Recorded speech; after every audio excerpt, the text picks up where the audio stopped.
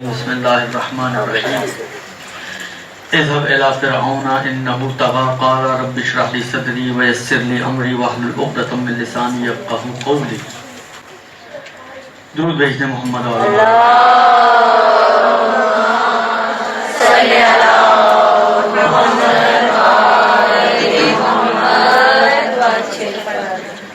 آپ لوگوں کو معلوم ہے کہ آپ لوگوں کی جو یہ کلاسز چل رہی ہیں یہ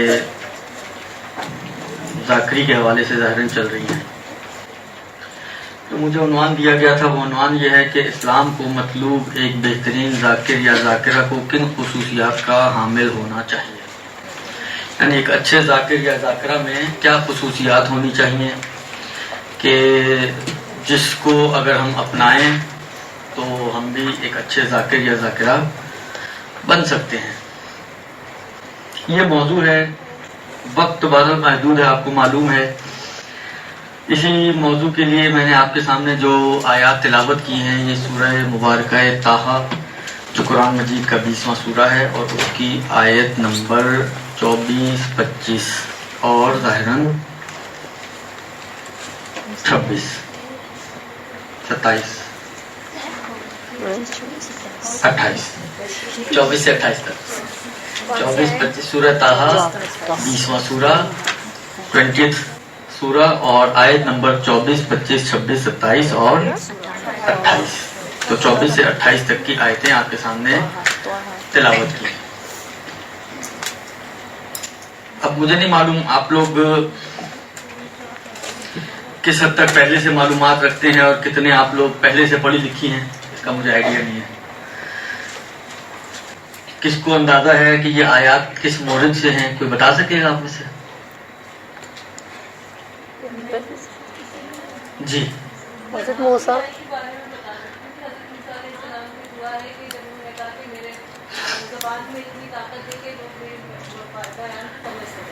یہاں تک تو ٹھیک فرمایا آپ نے، لیکن یہ کس مورد پر آئی ہیں یہ آیات؟ لوگ ان کی بات نہیں سمجھ رہے تھے. کیوں لوگ بیوقوف تھے؟ نہیں، زبان کی لکنت کی وجہ سے. لکنت والا مسئلہ پتہ نہیں ہمارے یہاں نہیں، لکنت نہیں ہے. اہل سنت کے یہاں ہے، کیونکہ ہمارے یہاں نبی ان کی میں بات ایسا ماننے سے نہیں ہوتا انکار کہ جو کر رہے لوگوں سے دوری کا سبب بنے. ایسے عیوب سے مبرہ ہوتا ہے. اور حضرت ایوب کی بھی کہانیاں جو سناتے ہیں وہ ان کے یہاں زیادہ ہیں. ہمارے یہاں صحیح بیمار تھے اور مشکلات تھیں اور پریشانیاں تھیں اور سب کچھ تھا، لیکن یہ کہ ایسی بیماری ہو جائے کہ لوگ متنفر ہو جائیں، لوگ ان کے قریب نہ آنے پائیں جیسے کہ اہل سنت نقل کرتے ہیں، یہ ہمارے یہاں ایسا کچھ نہیں ہے. جی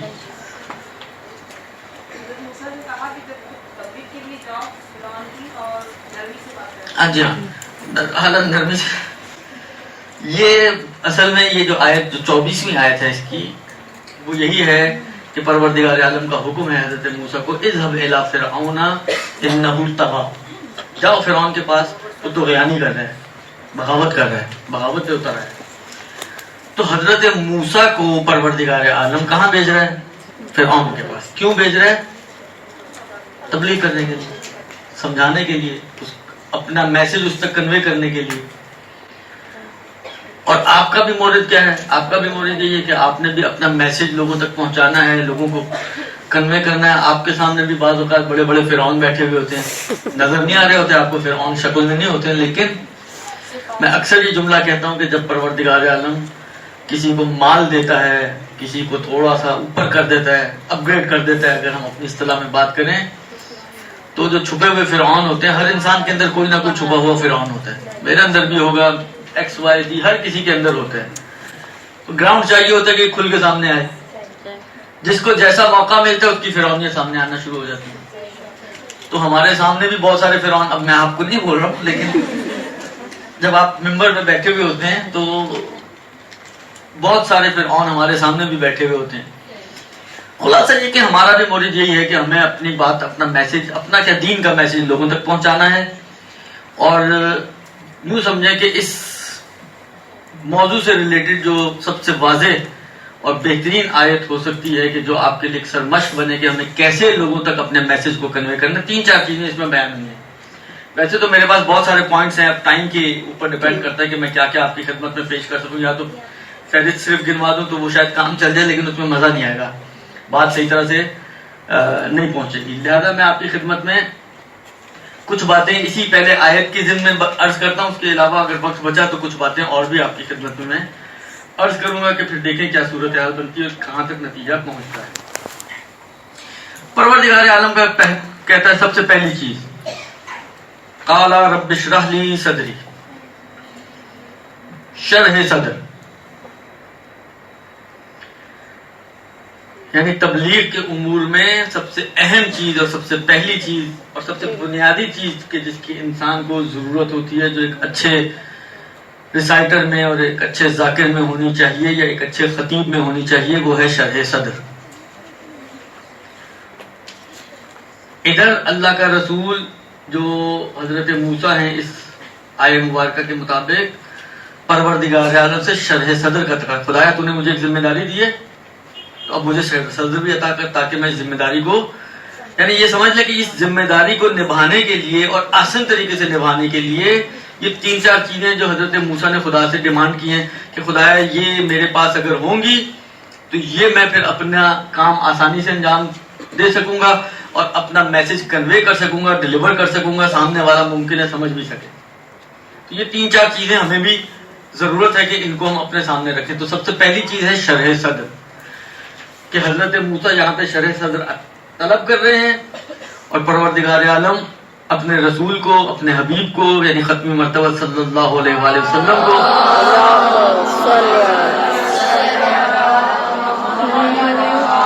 گویا یاد دلا رہا ہے کہ الم نشرح لک صدرک، اے رسول کیا ہم نے تمہیں شرح صدر عطا نہیں کیا؟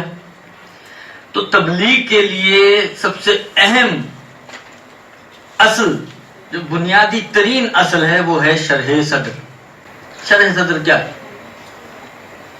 شرح صدر کیا ہے؟ جی سینے کو کھول دیں، یعنی آپریٹ کرنا ہے، کیا کرنا ہے، کس طرح کھولا جائے سینہ؟ ہاں، شرح صدر وہی جو آپ لوگ کہہ رہی ہیں اور کہنا چاہ رہی ہیں، وہی ہے کہ سینے کی کشادگی، یعنی وسعت ظرفی۔ وسعت ظرفی یعنی دیکھیں، جو بھی انسان تبلیغ کر رہا ہوتا ہے، مبلغ کا سروکار کس سے ہے؟ امت سے، لوگوں سے، افراد سے۔ کوئی آئے گا آپ کو گالی دے گا، کوئی آئے گا آپ کو برا بھلا کہے گا، کوئی آئے گا آپ کو اور پلس مائنسز، یہ وہ جو بھی بہرحال معاشرے کی مشکلات ہیں وہ سب آپ کے اوپر آئیں گے۔ تو شرح صدر کی ضرورت ہے انسان کو، اس کا سینہ اتنا وسیع ہو کہ وہ لوگوں کی باتوں کو سنے اور تحمل کر سکے۔ درست؟ تو ابتدائی چیز، کیونکہ موسیٰ فرعون کے مقابل میں جا رہے ہیں، وہ تو بادشاہ آدمی ہے تو کچھ بھی کہہ سکتا ہے، تو سب سے پہلی چیز پروردگار عالم کا یہ رسول اپنے خدا سے اس امر تبلیغ میں جو طلب کر رہا ہے وہ ہے شرح صدر۔ خدایا تو مجھے شرح صدر عطا کر، رب اشرح لی صدری، میرے سینے کو کشادہ کر دے، تاکہ وسعت ظرفی کے ساتھ جب میں ان لوگوں کے ساتھ روبرو ہوں گا تو بہت سی چیزوں کو تحمل کرنا، برداشت کرنا آسان ہو جاتا ہے انسان سے۔ وَإِلَّا انسان کا مزاج تو یہ ہے کہ بعض اوقات ایک چھوٹی سی بات کسی نے کہہ دی، ہفتہ ہفتہ کڑتا رہے گا، سڑتا رہے گا، گلتا رہے گا، خون اپنا جلاتا رہے گا کہ یار اس نے ایسے کیسے کہا، مطلب فرض میں آپ بڑے خلوص کے ساتھ کام کر رہی ہیں، درست، کسی نے ایسے کوئی کچھ بول دیا کہ جی یہ ذاکروں کو جب لفافے اچھے ملتے ہیں تو آتی ہیں، نہیں ملتے تو نہیں آتی، مثلا اب آپ کا جناب خون جلنا شروع ہو گیا، اب آپ جو ہے ہفتہ 10 دن 15 دن پریشان ہے کہ یار یہ اس نے کیسے بات کر دی، میں تو بڑے خلوص کے ساتھ لگی ہوئی ہوں اور نہ دن دیکھتی ہوں، نہ رات دیکھتی ہوں، نہ صبح دیکھتی ہوں، نہ دوپہر دیکھتی ہوں، نہ شام دیکھتی ہوں، نہ اپنے گھر کو دیکھتی ہوں، نہ اپنے بچوں کو دیکھتی ہوں۔ اب یہ ساری وہ چیزیں کہ یہ اچھی چیز ہے یا نہیں، یہ ایک الگ مسئلہ ہے، اتنا اظہار کرتی ہوں یہ اچھی چیز ہے یا نہیں، یہ ایک الگ بحث ہے، لیکن اتنا کچھ کرنے کے بعد لوگ مجھے یہ کہہ رہے ہیں، یا مثلا کسی نے کچھ اور بات کر دی، کسی نے کچھ اور بول دیا۔ دیکھیں 50 آدمی بیٹھے ہوئے نا یہاں پر، تو ضروری نہیں کہ 50 کے 50 کو میرا لیکچر اچھا لگے، ممکن ہے کسی ایک کو بھی اچھا نہ لگے، ٹھیک ہے، نہیں لگا تو نہیں لگا، میرا کام ہے ڈیلیور کرنا، صحیح ہے نا۔ میں جو سوچ کر آیا ہوں، جو نکات میں نے جمع کیے ہیں، اعلیٰ جتنے سب ہو گئے سب آدھے پونے جتنے بھی بلاخر میں ڈلیور کر سکا، میرا کام ہے ڈلیور کرنا، میں آپ کو سمجھا کے چلا جاؤں گا۔ اعلیٰ ممکن آپ بعد میں ریفرینڈم کروائیں، لوگ کہیں یار یہ کیا بول کے چلے گئے سب، میں نے تو اپنا کام کر دیا نا۔ ملامت یہ خصوصیت ہے کہ جو قرآن میں مومن کی صفات میں بھی آئی ہے، امیر المومنین کے بارے میں بھی، ان تو امیر المومنین کی خدا کی نسبت جب بات ہوتی ہے کہ خدا کے مورد میں کسی ملامت کرنے والے کی ملامت کی پرواہ نہیں کرتے تھے۔ تو ملامت کرنے والے کرتے ہیں۔ آپ دیکھیں آپ کی ذمہ داری کیا ہے؟ آپ کی ذمہ داری ہے کہ آپ نے دین کا پیغام لوگوں تک پہنچانا ہے، درست؟ دین کا پیغام لوگوں تک پہنچانا ہے، اس میں آپ کے ملحوظ جو چیز ہونی چاہیے وہ خدا کی خوشنودی ہے، زمانے کے امام کی خوشنودی ہے، درست؟ اصل مطلوب آپ کا یہ ہونا چاہیے۔ اس مطلوب کو حاصل کرنے کے لیے اگر آپ نے کوئی ایفرٹس کیے ہیں تو ٹھیک ہے، لوگ آپ کو جزا نہیں دیتے، لا نرید منکم جزاء ولا شکورا۔ البتہ یہ جملہ کہنا تو بہت آسان ہے، میں نے بھی کہہ دیا، آپ لوگوں نے بھی سن لیا، سب نے سر بھی ہلا لیا مثلا، درست؟ لیکن اس مقام تک پہنچنا آسان کام نہیں ہے۔ یہ اہل بیت تو پہنچ سکتے ہیں اس مقام تک، کہہ سکتے ہیں کہ لا نرید منکم جزاء ولا شکورا، ہمیں تم سے نہ کسی جزا کی ضرورت ہے نہ کسی شکریہ کی ضرورت ہے، مگر ہمارا حال تو یہ ہے کہ اگر ہم کہیں مجلس پڑھ کے آئے اور کوئی مثلا فرض کریں کوئی اونچ نیچ ہو جائے، میں نے کہا نا، تو یہ فوراً ہمارے اوپر اثر انداز ہوتی ہے چیز۔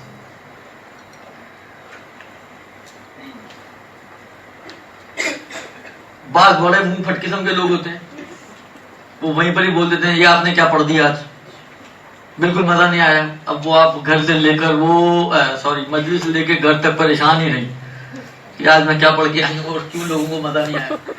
تو یہ چیزیں ہمیں متاثر کرتی، تو شرح صدر ہمیں ضرورت ہے، ہمیں شرح صدر کی ضرورت ہے کہ ہم خدا کا کام کر رہے ہیں تو ہمیں پروردگار عالم اتنا شرح صدر دے کہ کسی کی ملامت ہمارے اوپر اثر انداز نہ ہو۔ کیونکہ ہوتا یہ ہے کہ ہم بعض اوقات ان چیزوں کی وجہ سے کام کرنا چھوڑ دیتے ہیں، کام افیکٹ ہو جاتا ہے، یہ غلط چیز ہے۔ ہاں بعض اوقات یہ بھی ہوتا ہے، بعض اوقات دیکھیں ہر شخص کی تنقید برائے تنقید نہیں ہوتی، بعض تنقیدیں برائے تعمیر ہوتی ہیں، تو تعمیری تنقید بری نہیں ہوتی ہے۔ بہت سے پرانے علماء، میں جانتا ہوں، پرسنلی بھی جانتا ہوں، لیکن نام میں نہیں لے رہا ہوں، لیکن بہت سے پرانے علماء جس وقت مجھے ہوئے علماء شمار ہوتے ہیں، وہ اپنے دوستوں کے ساتھ بیٹھا کرتے تھے، بتاؤ کہاں غلطی ہوئی، کہاں گڑبڑ ہوئی، کوئی اونچ کوئی نیچ، وہ بیٹھ کے ڈسکس کیا کرتے تھے، اور ان کی گائیڈنس کے ذریعے وہ پھر اپنے اندر چیز لے کر آتے تھے کہ یار یہ غلط ہوا تو آئندہ اس بات کا خیال رکھنا، یا اس بات کا خیال رکھنا، یا یہ چیز یا وہ چیز۔ تو تنقید ہمیشہ بری نہیں ہوتی ہے، تنقید برائے تنقید بری چیز ہے، لیکن تنقید برائے تعمیر یہ ایک اچھی چیز ہے، یہ انسان کو پھر آگے لے کے جاتی ہے۔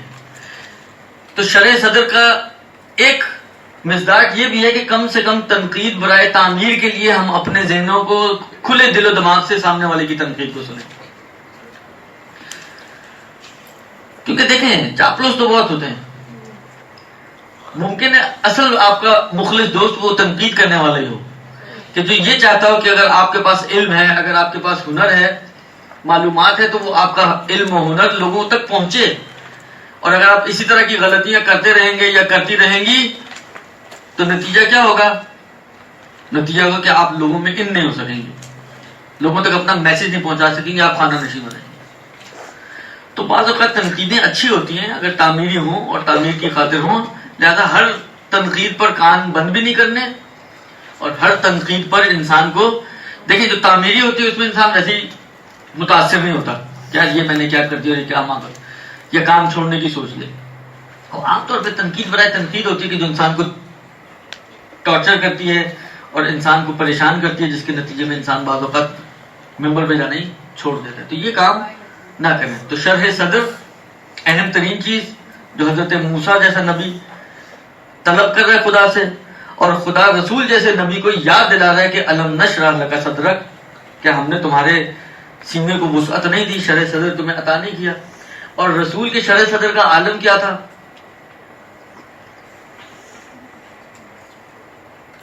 میں صرف ایک اشارہ کر رہا ہوں کیونکہ یہ پھر بہت دور چلا جاؤں گا میں، اور جو اہم چیزیں وہ رہ جائیں گی، باقی آپ تفسیروں میں خود دیکھیے گا۔ آیت پوری مجھے یاد نہیں آ رہی، لیکن آخر میں آیت کے ہے رسول ہی کے بارے میں کہ رسول کو، یعنی لوگ آ کے رسول کو تانا دیا کرتے تھے کہ تمہارا رسول کیسا ہے، لوگوں کو تانا دیتے تھے، رسول یہ تمہارا رسول کہتا ہے، جو جاتا ہے جو بولتے سب سن لیتے اور ہاں کر لیتا ہے۔ تو سننا کس کا کام ہوتا ہے؟ کان کا نا۔ تو رسول کو کان سے تشبیہ دی اس آیت میں کہ تمہارا رسول تو کان کی طرح ہے، صرف سنتا ہی ہے۔ آیت کہتی ہے وَهُوَ أُذُنُ خَيْرٍ، وہ بہترین کان ہے تمہارے لیے۔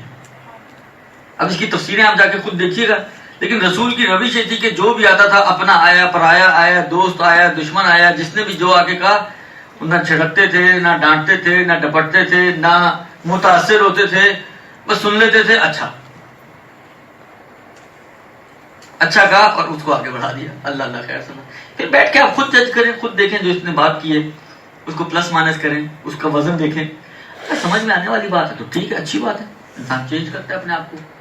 اور اگر آپ کو لگتا ہے کہ نہیں فضول بات ہے، مطلب ایک چیز ضرور ہے اس میں، ایک چیز کا خیال رکھنے کی ضرورت ہے کہ یہ اسی وقت آپ جج کر سکیں گے جب اپنے آپ کو آپ معصوم نہ سمجھتی ہوں۔ یہ ایک بہت بڑی مشکل ہے ہمارے معاشرے کی کہ خواہ نہ خواہ ہم لوگ اپنے آپ کو معصوم سمجھتے ہیں۔ ہم سمجھتے ہیں، ہم دیکھیں میرا ایک اپنا ذاتی نظریہ ہے جس پہ میری بعض لوگوں سے ڈسپیوٹ بھی ہوتی ہے، مثلا فرض کریں کسی کا جس میں یہ غلط کیا، میں نے کہا دیکھو میری بات سنو، جو کرنا ہوتا ہے وہ کبھی بھی کرتے وقت، یعنی میں تو سمجھتا ہوں کہ انتہائی احمق آدمی ہوگا جو یہ سمجھ رہا ہو کہ یہ غلط ہے اور پھر بھی کر رہا ہو۔ مطلب فرض کریں کہ میں کوئی کام کرنے جا رہا ہوں، مثلا یہ پانی پینا مجھے، اور میں سمجھتا ہوں کہ یہ پانی پینا اس وقت میرے لیے صحیح نہیں ہے، غلط ہے، تو کسی بھی وجہ سے تو احمق ہی ہوں گا نا کہ پھر بھی پانی پیوں گا۔ تو عقل مند آدمی تو ایسا کام نہیں کرتا کہ جس کو وہ دیکھ رہا ہے اور سمجھ رہا ہے کہ یہ غلط ہے پھر بھی وہ اس کو انجام دے۔ تو کرتے وقت نارملی کوئی بھی انسان جب کر رہا ہوتا ہے تو وہ اپنے آپ کو غلط سمجھتے ہوئے وہ کام نہیں کر رہا ہوتا۔ یہ میرا خیال ہے، میرا عقیدہ ہے، نہیں معلوم کس حد تک صحیح ہے اور کس حد تک غلط، باطل عقیدہ بھی ہو سکتا ہے، لیکن میرا اپنا نظریہ یہ ہے۔ ہاں بعد میں یہ ہو سکتا ہے کہ آپ بیٹھ کر اس کو پلس مائنس کر کے بتائیں کہ دیکھو یہاں پہ غلطی ہے، یہاں پہ غلطی ہے، یہ غلطی ہے، وہ غلطی ہے، تو میں اپنے نظریے کو چینج کر لوں کہ نہیں یار میں جو سمجھ رہا تھا کہ پانی پینا غلط ہے، یہ غلط نہیں تھا، ٹھیک ہے نا۔ تو یہ ہو سکتا ہے، لیکن جب کر رہا ہوتا ہے نوعاً ایسا ہوتا ہے کہ انسان غلط سمجھتے ہوئے اس کام کو انجام، تو اب اس پہ کوئی کہے کہ جی آپ اپنے آپ کو معصوم سمجھتے، تو میں سمجھتا ہوں کہ اس حد تک تو عصمت سب کے پاس ہی ہے، اتنی عصمت کہ سمجھتے بوجھتے کوئی غلطی نہ کرے، سمجھتے بوجھتے کوئی حماقت نہ کرے۔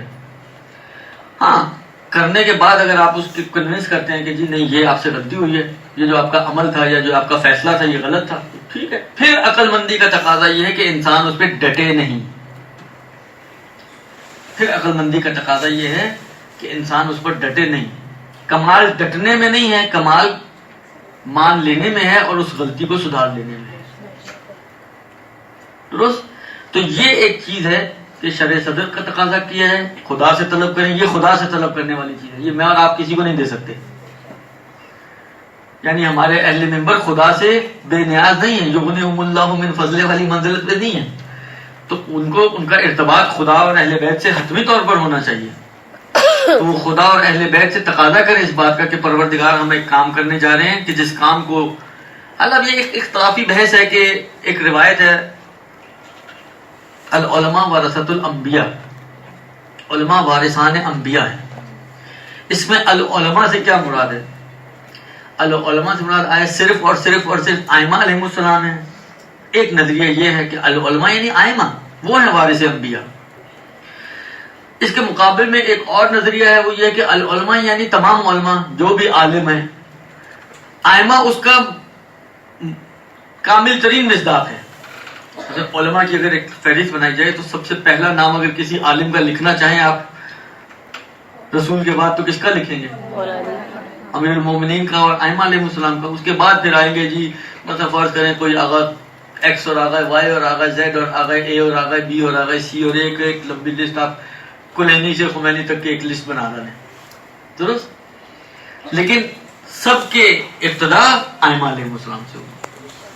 تو ائمہ علیہم السلام اس علماء کا روشن ترین، اہم ترین، کامل ترین فرد ہیں، وَإِلَّا باقی بھی علماء ہیں، جو بھی جانتا ہے اور اہل علم میں سے تو وہ علماء کی فہرست میں شامل ہے۔ تو اس اعتبار سے العلماء میں تمام علماء جو اس وقت معاشرے میں موجود ہیں جو واقعی علماء ہیں وہ بھی اس کے اندر شامل ہو جائیں گے۔ تو علماء جو وارثان انبیاء ہیں، انبیاء کے عہدے کو سنبھالے ہوئے ہیں، انبیاء کے کام کو انجام دے رہے ہیں، یہ تبلیغ کا کام تو انبیاء کا کام ہے نا، تبلیغ کا کام انبیاء کا کام ہے، اسی کام کو آگے بڑھایا ہے علماء نے اور ذاکرین نے۔ تو یہ اگر علماء اور ذاکرین تبلیغ کا کام کرتے ہیں تو گویا کار رسالت کو انجام دے رہے ہیں، اسی کی ایک کڑی ہے، منتہا ہمارے لیول کی کڑی، درست اپنے بساط کے مطابق ہم اس کام کو آگے بڑھانا چاہیں۔ جس طرح وہ حضرت ابراہیم کے واقعے میں وہ مینڈک کا یا چڑیا کا دو طرح سے واقعے نقل کیے جاتے ہیں، جو اپنی چونچ میں یا اپنے منہ میں پانی لے جا کے پھینک رہا تھا، تو وہ اپنی بساط کے اعتبار سے کوشش کر رہا تھا ہیلپ کرنے کی۔ تو ہم بھی اپنی بساط اور اپنے اوقات کے اعتبار سے کوشش کرتے ہیں کہ اس کار رسالت میں انبیاء کی کچھ مدد کر سکیں۔ تو یہ اس حد تک ہے، لہذا ہم بے نیاز نہیں ہیں، اہل بیت سے توسل کریں، خدا سے توسل کریں اہل بیت کے صدقے میں کہ پروردگار عالم ہمیں شرح صدر عطا کرے اور اتنے وسعت دے کہ ہم واقعاً اس کار رسالت کو اسی انداز سے انجام دے سکیں جس انداز سے انبیاء نے انجام دیا، دشمنوں سے تانے بھی کھائے ہیں، پتھر بھی کھائے ہیں، کچرا بھی ڈلا ہے ان کے اوپر۔ الحمدللہ ہمارے ساتھ یہ سب کچھ تو نہیں ہوتا، لیکن بہرحال شرح صدر کی ضرورت ہے تاکہ ہم اس کام کو بنحو احسن آگے بڑھا سکیں۔ یہ پہلی چیز، رب اشرح لی صدری ویسر لی امری۔ اس امر کو آسان نہ سمجھیں، یہ آسان کام نہیں ہے، یہ کام جو کار تبلیغ ہے یہ آسان چیز نہیں ہے کہ آپ کہیں کہ جی پتہ نہیں کس کا بول رہا ہوں، وہ آسان کام نہیں ہے کہ ہم کہیں کہ جی وہی والی بات ہے، آنکھیں ملتے ہوئے گئے اور جا کے ممبر پہ بیٹھ کر تبلیغ شروع کر دی۔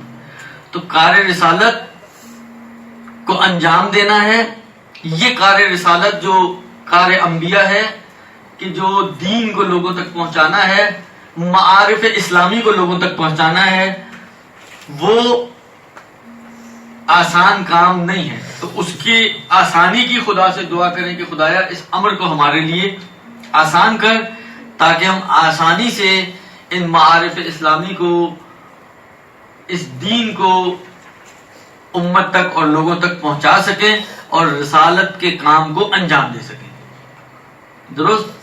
بس دوسری چیز جو اہم ہے وہ یہ ہے کہ اس کام کو ہلکا نہ سمجھیں، اہمیت بھی دیں اور وزنی بھی سمجھیں، ثقیل بھی سمجھیں۔ یہ کام کوئی آسان کام نہیں ہے۔ بس دوسری چیز، خدا سے طلب کریں کہ اس کام میں خدا ہمارا مددگار ہو تاکہ ہم اس کی مدد کے ذریعے سے خدا کی، جب تک خدا کی مدد شامل حال نہ ہو تو انسان کیا کر سکتا ہے، اور جو کرے گا بھی اپنے اعتبار سے کرے گا بھی تو اس میں پھر کیا پائیداری ہوگی۔ تو اس امر کو پائیدار بنانے کے لیے، اس کو بہتر کرنے کے لیے، بہتر انداز سے اس کو انجام دینے کے لیے خدا سے مدد کی ضرورت ہے، کیونکہ کئی ہرڈلز ہوتے ہیں جو راستے میں آتے ہیں، کئی طرح کے۔ مثلا فرض کریں ایک گھریلو خاتون ہے، اس کے لیے بہت ہرڈلز ہیں، اس کو گھر بھی دیکھنا ہے، اس کو بچے بھی دیکھنے ہیں، اور ساتھ ساتھ اس کو تبلیغ کا کام بھی انجام دینا ہے۔ اچھا اب یہ آگے جا کے بات آئے گی، لیکن میں نے کہا دیکھیں اس کو ہم لوگ بہت، ہم سمجھتے ہیں 4 کتابیں پڑھ کے ذاکری ہو سکتی ہے، کون سا بڑا کام ہے۔ اگر واقعی کوئی صحیح طریقے سے اہل منبر بننا چاہتا ہے تو بعض بزرگان کا خیال یہ ہے کہ اس کو، مجھے کسی نے نقل کیا تھا، میں ایک واقعہ آپ کی خدمت میں نقل کرتا ہوں۔ پہلے کوئی گروپ گیا تھا انچولی سے اتفاق سے نجف زیارتوں کے لیے، وہ آغا سیستانی کے پاس ملنے کے لیے گئے ہیں، تو جو ذاکر ان کے ساتھ تھے وہ بھی ان کے ساتھ تھے، انہوں نے بتایا کہ جی آغا سے تعلق کرا ہے کہ یہ اہل ذکر ہے اور خطابت کرتے ہیں اور مثلا ممبر پہ جاتے ہیں اور یہ وہ آغا نے بڑا اپریشیٹ کیا. بعد میں کچھ باتوں میں آغا نے پوچھا کہ بھئی آپ کس مدرسے سے پڑھے ہیں, آپ کیا پڑھا ہے آپ نے؟ تو انہوں نے کہا میں تو پڑھا ہی کچھ نہیں. تو وہ جو ساری اپریسیشن تھی وہ ڈپریسیشن میں تبدیل ہو گئی. تو کہنے کا مقصد یہ ہے کہ دین لوگوں تک پہنچانا کوئی آسان کام تو نہیں ہے کہ آپ کچھ پڑھے بغیر ہی آپ ممبر پہ پہنچ جائیں اور آپ کہیں کہ جی ہم لوگوں کو دین سکھائیں گے. یہ کوئی صحیح طریقہ نہیں ہے. یعنی صرف اب میں ان کو کوئی کنڈیم نہیں کرنا چاہ رہا ہوں, ان کا تو یہ صرف ایک حصہ ہے نا ذاکری سکھانے کے حوالے سے. خالی ذاکری سیکھ کر آپ ذاکرہ نہیں بن جائیں گی, بولنے والی تو بن جائیں گی. کیا ڈیلیور کر رہی ہیں, کیا دے رہی ہیں لوگوں کو, کون سا دین دے رہی ہیں, اپنا دین دے رہی ہیں, خدا کا دین دے رہی ہیں, رسول کا لایا ہوا دین دے رہی ہیں. یہ ساری چیزیں ڈیپینڈ کرتا ہے کہ آپ خود آپ نے کتنا علمی سرمایہ آپ کے پاس کتنا ہے. میں ایک مشورہ آپ کو دوں روایتوں کی روشنی میں, اگر آپ کے پاس معلومات نہیں ہے, آگے یہ پوائنٹ آ بھی رہا ویسے, لیکن بات آئیے اس لیے میں یہاں ایک جملہ تو یہیں پہ بول دوں. اگر آپ کے پاس معلومات نہیں ہے تو خدارہ اس شوق کو اپنے پاس رکھیں, اس کو آگے نہ بڑھائیں, اس کو آگے نہ بڑھائیں, اس لیے کہ نقصان زیادہ ہوگا. نقصان تو معاشرے کو جو ہونا ہے وہ تو ہونا ہے, اور جو ہو بھی ہے آپ کے سامنے, جو ان پڑھ قسم کے لوگ ممبروں پہ جاتے ہیں اور جو حرکتیں کرتے ہیں اور جو باتیں کرتے ہیں, تو آپ کو معلوم ہے وہ تو جو نقصان امت کو ہونا ہے وہ تو ہونا ہی ہونا ہے. آپ کا کتنا بڑا نقصان ہے اس کا آپ کو اندازہ ہی نہیں ہے. روایت کا جملہ یہ ہے, البتہ یہ فتوے کے بارے میں, لیکن ملاک ایک یہ کہ اگر کوئی شخص بغیر علم فتویٰ دیتا ہے تو دو صورتیں, درست, اگر کوئی بغیر علم فتویٰ دیتا ہے دو صورتیں. ایک صورت یہ کہ اس کا فتویٰ واقعے کے مطابق نکل آیا, ایک صورت یہ کہ اس کا فتویٰ واقعے سے مخالف نکل آیا. جو خدا نے لکھا ہوا تھا اس کا فتویٰ اسی کے مطابق نکل آیا. ایک سمپل سی مثال دوں, ابھی میں بہت لمبی بحث میں نہیں جانا چاہتا, ایک سمپل سی مثال دوں. مثلا فرض کریں کسی نے آپ سے پوچھا جی حجاب میں جرابیں پہننی ہے نہیں پہننی ہے, یا آپ کہیں گی ہاں یا آپ کہیں گی نہ. حالانکہ فرض کریں آپ نے کہا ہاں, درست, بغیر علم کی بات ہو رہی ہے, آپ کو پتہ نہیں تھا, آپ نے تکے میں ہاں کہہ دیا, درست, آپ نے ہاں کہہ دیا. اب یہ ہاں یا ادھر بھی ہاں لکھا ہے یا ادھر نہ لکھا ہے, دونوں صورتوں میں انسان جہنمی ہے. جی, یہ آپ کا ہاں اس ہاں سے میچ بھی کر جائے کہ جو لوہے محفوظ پہ لکھا ہے, پھر بھی رسول خدا کی روایت ہے, وہ فرماتے ہیں کہ یہ شخص جہنمی ہے اس لیے کہ اس نے ان غیر علم فتویٰ دیا ہے. اس کو تو پتہ ہی نہیں تھا, ادھر تکا مارا, وہ تکا نشانے پہ لگا نا, تو یہ تکا نشانے پہ لگنا آپ کو بچا نہیں لے گا. تو اب آپ یہ سوچیں کہ جس کے تکے لگے ہی نا اس کا کیا حال ہوگا. لگنے والے کا حال یہ کہ وہ جہنمی,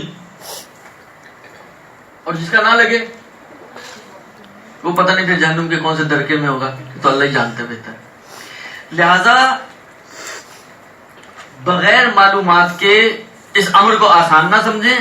اس امر کی سب سے بڑی مشکل یہی ہے کہ دیکھیں معارف اسلامی کوئی حلوہ نہیں ہے کہ جو مجلسوں میں بٹ رہا ہے, آپ نے تھیلی آپ نے بھی اٹھا لی اور کھا لی اور آپ اس وقت جو ہے پورا معارف اسلامی, ایسا تو نہیں ہوتا. لہذا خدا سے اگر یہ دعا کرتے ہیں کہ اس امر کو آپ کے لیے سہل کرے, تو اس کے مقدمات میں سے ایک مقدمہ یہی ہے کہ آپ تحصیل علم کریں, پھر باقاعدہ تحصیل علم کریں. ہماری سب سے بڑا رونا یہی کہ ہمارے ممبروں پہ بے قاعدہ لوگ زیادہ ہیں, باقاعدہ لوگ کم ہیں. آپ کی خواتین میں بہت رواج ہے, بہت ساری ہیں ذاکرات, ہر دوسری ایک اینٹ کھودو تو دو ذاکریں نکلتی ہیں اس میں سے. آپ ذرا ایک جائزہ لیں, تجزیہ کریں ان میں سے کتنی پڑھی لکھی ہیں, کتنی پڑھی لکھی اور کہاں سے پڑھ. ہم صرف یہ دیکھتے ہیں کہ بولتا کون اچھا ہے, روانی کس میں زیادہ ہے, کس نے 4 عربی باتیں زیادہ پڑھ کے سنا دی, چاہے وہ آیات ہوں یا غیر آیات ہوں, کچھ بھی سنا دی اس نے. بلبل زبان کون ہے, شیرین زبان کون ہے, بس یہ دیکھتے ہیں. یہ ہمارے کرائٹیریاز ہیں جس کی بنا پر ہم مجلسیں بک کرتے ہیں لوگوں سے. کہ آپ ہماری بھی پڑھتے ہیں، اور ہم تو یہ پوچھتے نہیں کہ یہ پڑھی کہاں ہوئی ہے، کتنا پڑھی ہوئی ہے، کتنی پڑھی لکھی خاتون ہے، کچھ نہیں معلوم. یعنی یہ ہوتا نہیں ہے آپ کسی کے گھر گئی ہیں مجلس میں، آپ کو بڑا مزہ آیا، اچھی مجلس پڑھی. اچھی مجلس اسی سینس میں کہ بڑی شیرین بیان، بہت دھیمی دھیری اچھے انداز سے انہوں نے ڈلیور کیا. آپ کو بھی پڑھوانی تھی، آپ فوراً چلی جاتی جی میری بھی پڑھ دیں گی. آپ نے اس سے پوچھا، آپ نے پتا کیا، اس سے نہ چلے پوچھیں اچھا نہیں لگ رہا، اس سے پوچھنا، کسی اور سے پوچھا کہ بھائی کسی کو پڑھی لکھی خاتون ہے یا 2 × 2 5 کرنے والی خاتون ہے، کچھ نہیں پتا. بک ہو گئی مجلس، سالانہ مجلس بھی ہو گئی، اللہ اللہ خیر سر. تو یہ کام نہ کریں، یہ آسان امر نہیں ہے. آپ سوچیے تو صحیح کہ رسول نے جس کے لیے اتنی زحمتیں اٹھانی ہوں، اتنی مشقتیں اٹھانی ہوں، کیا وہ کوئی آسان چیز ہوگی؟ اتنی آسان ہوتی تو اتنی مشکلات تھوڑی ہوتی. کون سی آسان چیز ہے کہ جس کے مقابلے میں اتنے زیادہ ہرڈلز ہوں؟ آپ اسی معاشرے میں رہتے ہیں نا، اسی معاشرے میں زندگی کرتی ہیں آپ، خدا نے عقل سلیم آپ کو عطا کی ہے، آپ اطراف میں دیکھتے ہیں کوئی آسان کام ہو، کبھی ایسا ہوا کہ اس آسان کام کے مقابلے میں بے انتہا ہرڈلز آتے ہیں؟ ہو سکتا ہے ہرڈلز ہوں لیکن اتنے کہ حد سے زیادہ. آپ رسول خدا کی زندگی تو اٹھا کے دیکھیں، یعنی آپ سوچئے کہ کتنا مشکل امر ہے کہ قولوا لا الہ الا اللہ تفلحوا، اتنا سستا دین مل رہا ہے. لوگ کہتے ہیں کاش ہم بھی اسی زمانے میں ہوتے تو ہم بھی ایک لا الہ الا اللہ پہ ہی فلاح لے لیتے. اب نمازیں بھی پڑھو، روزے بھی رکھو، حج بھی کرو، زکوٰۃ بھی دو، خمس بھی دو، اور اتنے واجبات، اتنے محرمات، ایک پوری گناہان کبیرہ کی اتنی موٹی کتاب لکھ دیا دستگیر شیرازی نے. درست؟ اے کاش ہم اسی زمانے میں ہوتے تو قولوا لا الہ الا اللہ، لا الہ الا اللہ پہ فلاح بٹ رہی تھی. اگر اتنی آسان ہوتی تو آپ کے خیال میں وہ سارے پاگل تھے، نہ لے لیتے. آسان نہیں تھا اس زمانے میں. جس زمانے آج جتنا آسان نماز و روزہ اور حج و یہ سارے کام کو انجام دینا ہے، اس زمانے میں ایک لا الہ الا اللہ اس سے کہیں زیادہ مشکل تھا، کہیں زیادہ مشکل تھا. آپ نماز پڑھتی ہیں، روزے رکھتی ہیں، حج خمس زکوٰۃ کرتی ہیں، کتنے کوڑے کھانے پڑتے ہیں، کتنی سختیاں برداشت کرنی پڑتی ہیں، کتنے ہنٹر لگتے ہیں دن میں آپ کو. اس زمانے میں ایک لا الہ الا اللہ مشکل آفرین تھا، ایک لا الہ الا اللہ. ابھی اس نے کوئی نماز نہیں پڑھنی ہے، ابھی اس نے کوئی روزہ نہیں رکھنا ہے، صرف ایک لا الہ الا اللہ کہنا ہے تو کتنے تازیانے، کوڑے، سختیاں. عمار یاسر اور ان کی والدہ اور ان کے والد، سارے قصے تو آپ لوگوں نے سنے ہوئے نا، ماشاءاللہ ذاکرات ہیں تو سنے ہوئے ہوں گے، انشاءاللہ پڑھے ہوئے بھی ہوں گے. درست؟ کتنی مشکلات تھیں. آج ہیں یہ مشکلات؟ تو آج کا دین اسلام آسان ہے، اس زمانے کا دین اور اسلام آسان تھا؟ آج کا بہت آسان ہے. سکون سے بیٹھ کر آپ سارے کام انجام دیتی ہیں، کوئی ٹینشن نہیں، کوئی مشکل نہیں،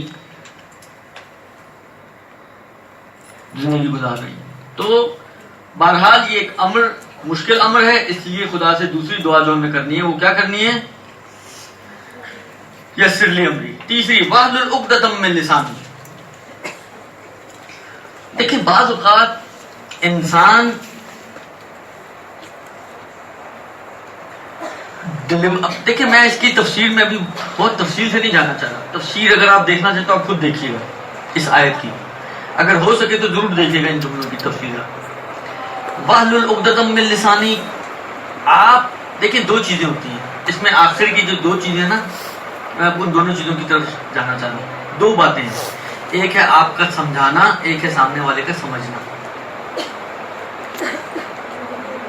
سمجھانا اور سمجھنا یہ دونوں اہم ہیں. آپ کا سمجھانا اہم ہے، وہ اہمیت کا حامل رکھتا ہے.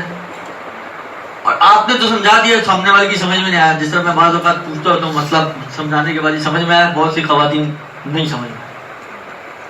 میں تو پوری سمجھا دیا، اے سے زیڈ تک کی پوری کہانی سنا دی، مگر نہیں سمجھ میں آئی. اس کا مطلب یہ کہ بیان میں کچھ یا تو بیان میں گنجل ہے، اتنا رسا نہیں ہے، اتنا واضح نہیں ہے، یا مشکل ہے. درست؟ تو ایک مشکل ہماری طرف ہو سکتی ہے کہ بیان اتنا گنجل منجل، اتنا سخت ثقیل بوجھل. ایک مشکل سامنے والے کی طرف ہو سکتی ہے کہ اس کی سمجھنے کی صلاحیت.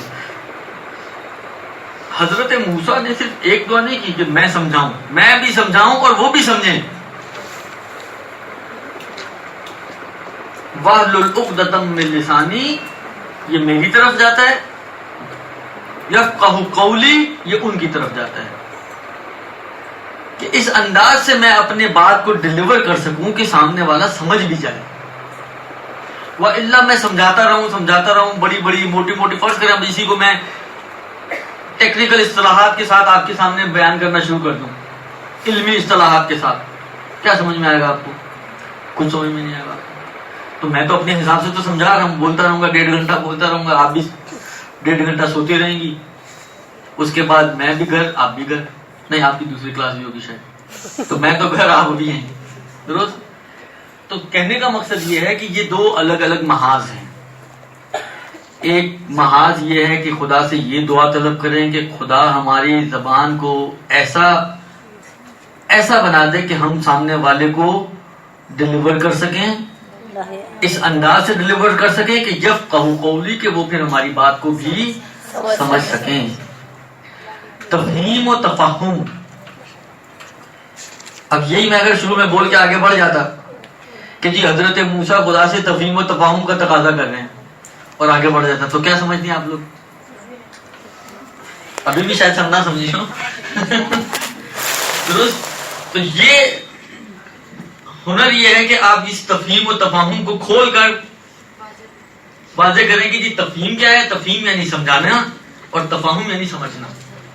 یعنی ہمارا جو سمجھنے اور سمجھانے کا جو پروسیس ہے وہ دو طرفی بنے، کہ جو ہم سمجھانا چاہ رہے ہیں وہی سامنے والا بھی سمجھے اور اس تک ہم پہنچا سکیں اس کو. جو مطلب ہم سامنے والے تک ڈیلیور کرنا چاہ رہے ہیں، جو باتیں ہم ان تک پہنچانا چاہ رہے ہیں، وہ ان باتوں کو سمجھ سکے. کہ آپ فرض کریں آپ اس کو جو ہے لاہور کی طرف لے کے جانا چاہ رہے ہیں تو وہ لاہور ہی پہنچے، پتہ چلے آپ نے لاہور لے کر گئے تھے وہ کوئٹہ پہنچا. یہ نہ ہو.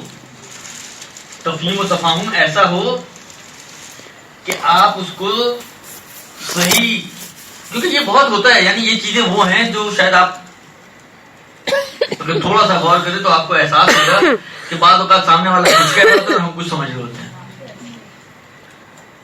بعد میں اچھا یہ تو میرے ساتھ یہاں پہ بھی ہو چکا ہے، آپ کے اسی ادارے کی، میں نہیں کہوں گا آپ ہی لوگ کی، ساری بات ہے آپ تو نہیں تھیں، کچھ سال پہلوں کی بات ہے. تقلید کے کچھ مسائل کے اندر اس قسم کی مشکل آئی تھی. میں کچھ کہہ رہا تھا، بعد میں اگلے کلاس میں کہا جی آپ نے یہ کہا. میں نے کہا میں نے یہ کب کہا، میں تو یہ کہا ہی نہیں ہے. پوری کلاس میں نے یہ جملہ نہیں کہا جو آپ کہہ رہے ہیں جی آپ نے یہ کہا. تو یہ ہوتا ہے کہ اصل میں ہوتا کیا ہے کہ سامنے والا بعض اوقات جو سن رہا ہوتا ہے وہ اپنے حساب سے اور اپنے جو ایک اس کے ذہن میں کچھ چیزیں گھوم رہی ہوتی ہیں نا، اس حساب سے سن رہا ہوتا ہے سامنے والے کی بات کو. تو سامنے والے کی بات اس کے ذہن میں اسی انداز سے جاری ہوتی ہے جس طرح وہ سوچ رہا ہوتا ہے. درست. سامنے والے سے پوچھیں گے میں نے تو کچھ کہا ہی نہیں ایسا، لیکن وہ ایک اپنا اس کا پورا ایک بیک گراؤنڈ ہوتا ہے، وہ اسی بیک گراؤنڈ اور اسی تناظر میں اس کی بات کو کیونکہ سن رہا ہوتا ہے تو وہ ایک اپنے حساب سے اس کے نتیجے بھی نکال رہا ہوتا ہے، اپنے حساب سے اس کی باتوں کو مولڈ بھی کر رہا ہوتا ہے کہ یہ وہاں جانا چاہ رہے ہیں. تو یہ ایک بہت بڑی مشکل ہوتی ہے کہ اگر تفہیم و تفاہم کے اندر ربط نہ بن پائے. اس لیے ضروری ہے کہ سمجھانا اور سمجھنا دونوں چیزیں ایک ہی ڈائریکشن میں جائیں گی تو مطلوب آپ کو حاصل ہوگا. وَإِلَّا آپ کچھ کہیں گے، سامنے والا کچھ سنے گا، نتیجہ کچھ بھی نہیں نکلے گا. جو دین آپ نے دیا وہ اس نے لیا نہیں، اور جو وہ سمجھا ہے وہ آپ نے دیا نہیں، تو آٹومیٹکلی کہانی کہیں نہ کہیں مکس میچ ہو جائے گی. درست. لہذا آپ خدا سے یہ بھی دعا کریں کہ خدا ایسا بیان عطا کرے، کیونکہ یہ حضرت موسیٰ بیان ہی کے لیے سب کچھ مانگ رہے ہیں کہ موسیٰ کے پاس جانا ہے تو موسیٰ کو میں اس انداز سے سمجھا سکوں کہ وہ میری بات سمجھ سکے. موسیٰ کے سامنے جس طرح بعض اوقات ہوتا ہے نا، مثلا جب میں نے بھی کہا تفہیم و تفہم کہہ کے گزر جاتا تو کیا سمجھ میں آتا، اصطلاحی الفاظ استعمال کرتا. آپ ڈاکٹر کے پاس جاتی ہیں، جی مجھے فلاں اور اس نے کہا اچھا آپ کو یہ بیماری ہے، کیا سمجھ میں آیا آپ کو؟ کچھ سمجھ نہیں آیا. بعد میں باہر نکل کے آپ سوچتے ہوتے اتنا مشکل نام لیا تھا بیماری کو، نام بھی یاد نہیں رہتا انسان. درست. تو کیا آپ بتا سکتے ہیں کہ آپ کو بیماری کیا ہے؟ لہذا یہ ضروری ہے اس کے اوپر توجہ کریں کہ تفہیم و تفاہم آپ کا انداز آپ کا آسان ہو، سلیس ہو، واضح ہو، جو بات آپ کرنا چاہ رہے ہیں بہت واضح طریقے سے اس کو بیان کریں، اس کے اوپر ایمفسائز کریں کہ آپ کیا کہنا چاہ رہے ہیں. درست؟ ایسا نہ ہو کہ آپ کی بات ذو معنی ہو، سامنے والا آپ کچھ کہہ رہی ہوں، سامنے والا کچھ سمجھ لو، بہت کلیئر، واضح، روشن، کہ سامنے والا بھی وہی سمجھے جو میں سمجھانا چاہ رہا ہوں. درست؟ یہ جناب حضرت موسیٰ علیہ السلام کی کچھ جملے اور دعائیں کہ جو انہوں نے کیا کہتے ہیں خدا کی بارگاہ میں پیش. اس کے علاوہ چند اور نکات میں اس میں اگر اضافہ کروں وہ یہ کہ سب سے پہلی ایک یہ بھی خود قرآن کی طرف ہے نا، یہ سورہ عنکبوت یاد آ رہی ہے مجھے، ایگزیکٹلی یاد نہیں کہ کس سورہ کی آیت ہے، کہ یہ بھی بہت اہم چیز ہے کہ جب انسان ممبر پہ بیٹھتا ہے، دیکھیں ممبر پہ بیٹھنے کا مطلب ہے آپ مربی ہیں. مربی سمجھتے ہیں؟ نہیں سمجھتے. مربی یعنی تربیت کرنے والا. درست؟ آپ جب ممبر پہ بیٹھی ہیں اور لوگوں کو کچھ ڈلیور کر رہی ہیں، لوگوں کو کچھ سمجھا رہی ہیں، تو آپ ہیں مربی، دین کی مربی، لوگوں کی دینی تربیت کرنے جا رہی ہیں نا، تو آپ دین کی مربی، دینی مربی ہیں. اور قرآن نے بھی اس بات کو پسند نہیں کیا. سنت نبوی کو بھی اگر آپ دیکھیں تو یہ مطلوب چیز نہیں ہے، پسندیدہ چیز نہیں ہے کہ انسان وہ باتیں کرے ممبر سے کہ جو خود عمل نہ کرتا. لما تقولون ما لا تفعلون، کیوں تم وہ کہتے ہو جو تم نہیں کرتے. بہت مشہور واقعہ ہے رسول خدا صلی اللہ علیہ وآلہ وسلم کی خدمت میں.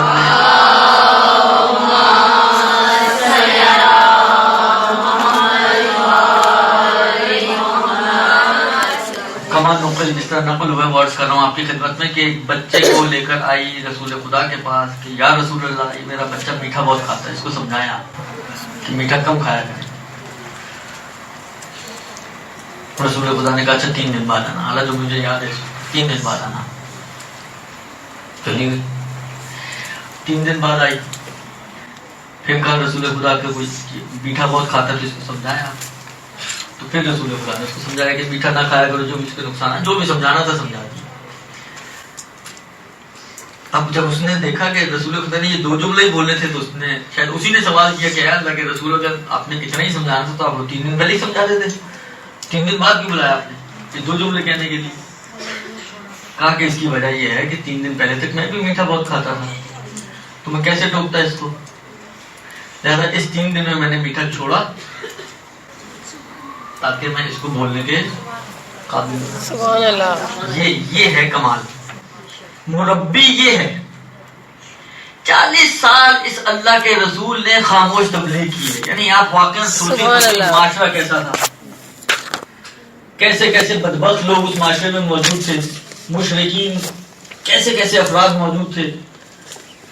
ابو سفیان جیسا انسان، ابو جہل جیسا انسان، اور الا ماشاء اللہ یہ 2 سرداران جیسے تھے. وہ معاشرہ جو کسی بھی طریقے سے رسول کی رسالت کو ماننے کے لیے تیار نہیں تھا، مگر یہ وہ سارا معاشرہ مانتا تھا کہ رسول صادق بھی ہے، رسول امین بھی ہے. یعنی وہ مشرکین مکہ اپنے تمام تر شرک کے باوجود رسول کے کیریکٹر کو تسلیم کرتے تھے، ان کی سچائی کو مانتے تھے، ان کی امانت داری کو مانتے تھے. شب ہجرت اللہ کے رسول تمام امانتیں جو مشرکین کی ان کے پاس پڑی ہوئی تھیں امیر المومنین کے حوالے کر کے گئے تھے. اتنے امین انسان. اور بعض علماء نے بہت پیاری بات کہی ہے، وہ میں آپ کے ساتھ وہ بھی شیئر کر دوں. امانت داری دیکھیے آپ، مطلب فرض کریں میں آپ میں سے کسی کو بولوں گے جی ان کو جا کے کہیں کہ پین دے دیں، آپ کیا جا کے بولیں گی؟ یا کہیں گے مولانا پین مانگ رہے ہیں، یا کہیں گے جی پین دے دیں. یہ تو نہیں کہیں گے ان کو جا کے بولیں پین دے دیں. یہ کہیں گے ان کو جا کے مجھے پین دے دیں؟ قل کا مطلب کیا ہے؟ ہو کہہ دو کہہ دو نا، کہہ دو کہہ دو، قل کہہ دو، کہو کہہ دو، ایک ہی بات ہے، درست؟ آپ امانت داری دیکھیں رسول کی، جہاں پہ خدا نے کہا قل یا ایھا الکافرون تو رسول نے کہا قل یا ایھا الکافرون. فرق ہے نا، رسول نے اتنی سی بھی اونچ نیچ نہیں کی، پلس مائنس اپنے پاس سے نہیں کیا. خدا نے کہا قل یا ایھا الکافرون، کہا قل یا ایھا الکافرون. وَإِلَّا آپ اپنے عام روٹین میں اگر کوئی کہتے کہ اس کو کہو تو آپ کہو کا لفظ اس کے آگے ایڈ نہیں کرتے ہیں، مگر کیونکہ رسول خدا نے کہا تھا قل تو رسول نے بھی اسی قل کے ساتھ آگے بڑھا دیا. قل یا ایھا الکافرون قل هو اللہ احد، یا قل اعوذ برب الناس، قل اعوذ برب الفلق، جہاں پہ بھی یہ قل موجود ہے. یہ ہے رسول کی امانت داری. تو ایسا ہونا چاہیے مربی. سر یہ ہم عصمت کے تو دعوے دار نہیں ہیں، غلطیاں انسان سے ہوتی ہیں، خطائیں ہوتی ہیں، لیکن بالآخر ایک ایسا معیار تو ہو کہ ایک معیاری انسان جا کے ممبر پہ بیٹھے. ہم اپنے آپ کو پہلے تھوڑا معیاری بنائیں، کیونکہ دیکھیں یہ بات ہمیشہ یاد رکھیں کہ جب آپ ایک ذمہ داری قبول کرتے ہیں نا تو اس ذمہ داری کی کچھ لوازمات ہوتے ہیں. وہ لوازمات، آپ بغیر لوازمات کی ذمہ داری نہیں ہو سکتی. سیٹ بغیر لوازمات کے نہیں ہو سکتی. آپ نے کسی فوجی کو دیکھا، لمبے بالوں والا فوجی،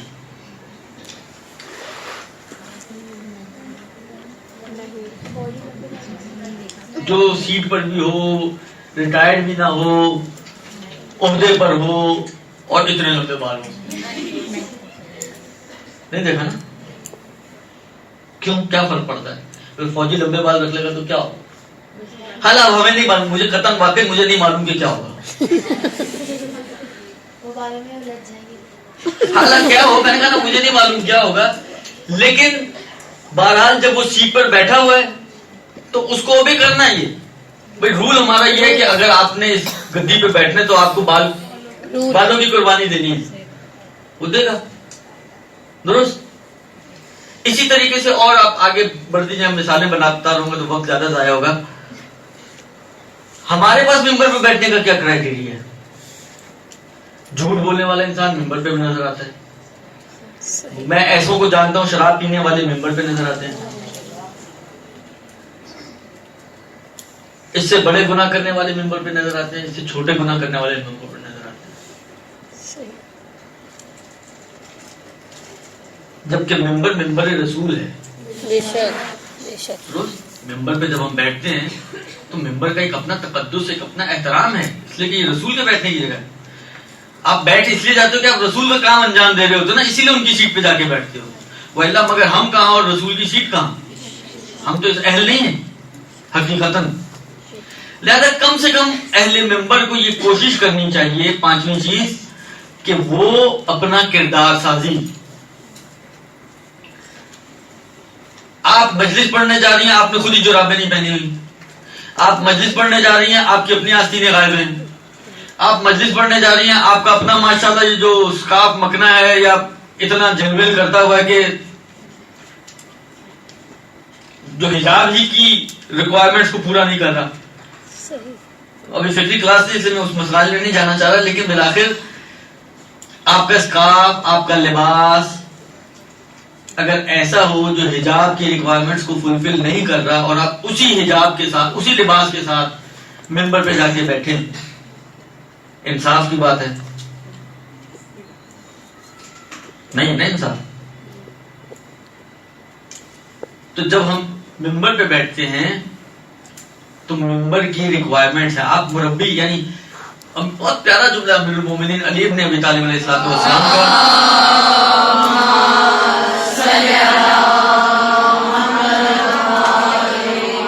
مفہوم روایت یہ ہے کہ دوسروں کا امام بننے سے پہلے اپنی فکر کرو، اپنی کردار سازی کرو. آپ جب دوسرے کے مربی بننے جا رہے ہیں، دوسرے کی تربیت کرنے سے پہلے اپنی تربیت کریں اور اپنے آپ کو اس قابل بنائیں کہ آپ عملی اعتبار سے کردار کے اعتبار سے ایسی ہو کہ آپ اس ممبر پہ بیٹھ سکیں، اس کے بعد ممبر پہ بیٹھیں. پہلے اپنے اوپر کام کریں. میں جھوٹ بولتا ہوں اور میں دھویں دار تقریر کر ڈالوں جھوٹ کے اوپر، کیا اثر ہوگا آپ کے خیال میں؟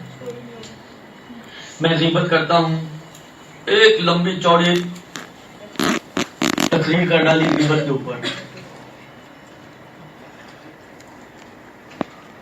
ان باتوں کا بھی اتنا اثر بھی نہیں ہوتا.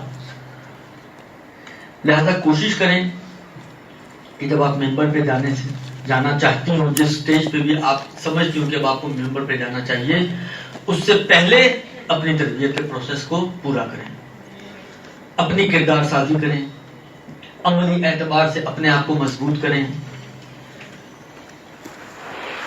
پہلے خود دیندار بنیں، پھر دوسروں کو دیندار بنائیں. آپ میں سے بعض لوگ شاید جہاز میں سفر کیا ہو، آپ لوگوں نے اگر کسی نے کیا ہو،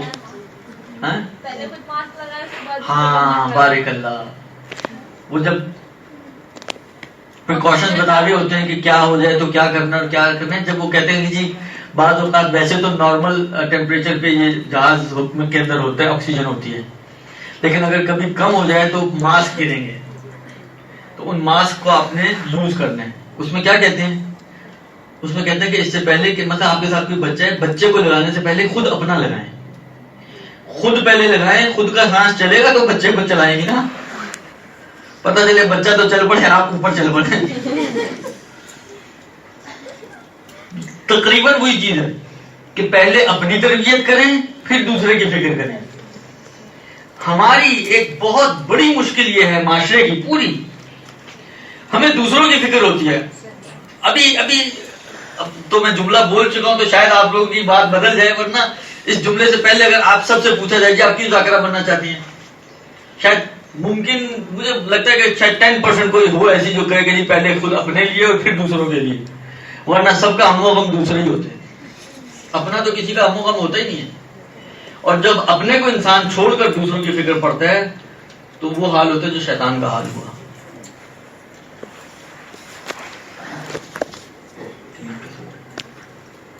جو شیطان کا حال ہوا.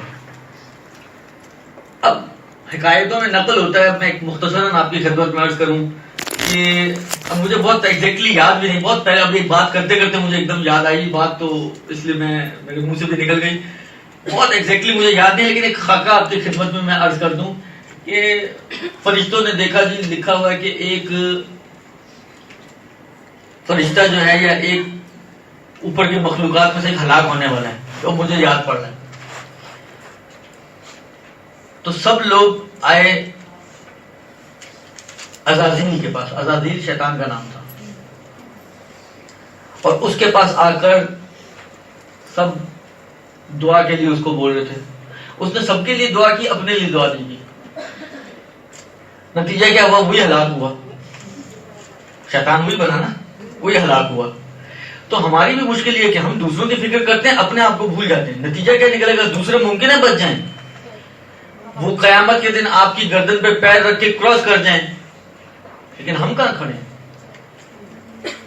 اس لیے پہلے انسان اپنی فکر کرے، اپنے آپ کو بہتر بنائے، اور اس کے بعد ممبر پہ بیٹھے، تو پھر آپ کی بات میں اثر بھی ہوگا اور آپ کی بات کا فائدہ بھی ہوگا.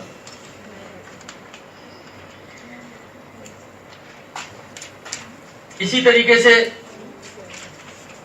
ایک اور اہم چیز جو ضروری ہے ایک ذاکر کے لیے، ایک خطیب کے لیے، وہ ہے اخلاص. اخلاص در عمل، اخلاص در عمل، اخلاص در خطابت، یہ بہت اہم ہے.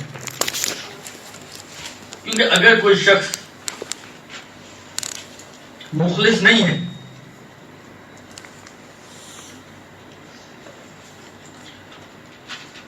تو بغیر اخلاص کے عمل بیکار. آپ جتنی بڑی ذاکرہ مرضی بن جائیں، اگر اخلاص نہیں ہے، اگر آپ کے کام میں خدا نہیں ہے، اگر آپ کا کام خدا کی خاطر نہیں ہے، درست، تو اس کام کی کوئی ارزش نہیں ہے خدا کی نگاہ میں. خدا کی نگاہ میں اس کام کی کوئی ارزش نہیں ہے. روایتیں ہیں یعنی میں آپ کو ایک کتاب کا حوالہ دیتا ہوں, آپ اس کے شروع کے حصے کو ضرور پڑھیے گا. Highly recommended. منیت المرید.